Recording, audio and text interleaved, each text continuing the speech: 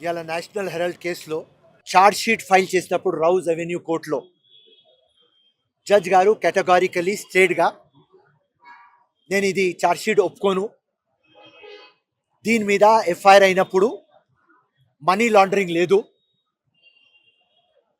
నేను ఒప్పుకోను అని జడ్జ్ గారు చెప్పినారు. ఇది ఒక కాంగ్రెస్కి ఒక మారల్ విక్టరీ అయింది. ఫస్ట్ డే నుంచి మేము చెప్తున్నాం, ఈడీ కానీ సిబిఐ కానీ ఇన్కమ్ ట్యాక్స్ కానీ ఎలక్షన్ కమిషన్ ఆఫ్ ఇండియా కానీ వీళ్ళకు ఒక వెపన్ లాగా యూజ్ చేస్తున్నారు అపోజిషన్ మీద.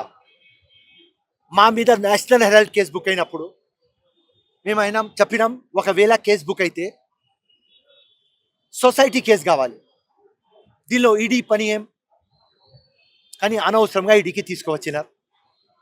ఇలా మా మారల్ విక్టరీ అయింది. లోకంకి తెలిసింది ఈ బాడీలకు వీళ్ళు యూజ్ చేస్తున్నారని. వీళ్ళ టార్గెట్ ఒక్కటే, గాంధీ పరివార్కి ఎట్లా బద్నాం చేయాలి, కాంగ్రెస్కి ఎట్లా వీక్ చేయాలి. మన్రేగా ఉన్నది, దానికి మహాత్మా గాంధీ పేరు తీసినారు, తీసేసి వికసిత్ భారత్ జీ రామ్జీ అన్నారు.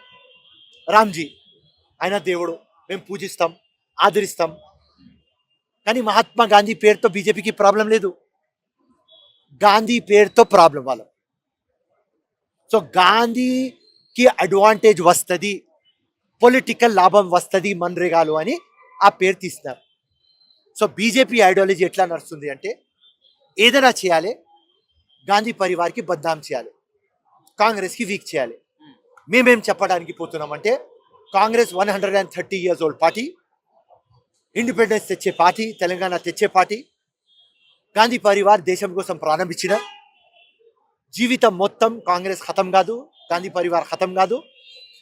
ఇలా మేము పోతున్నాం దేని గురించి అంటే, వాళ్ళకు చెప్పడానికి మెహర్బానీ చేసుకొని సబ్కా సాత్, సబ్కా వికాస్, సబ్కా ప్రయాస్, సబ్కా విశ్వాస్ అని మనం మాట్లాడినాం.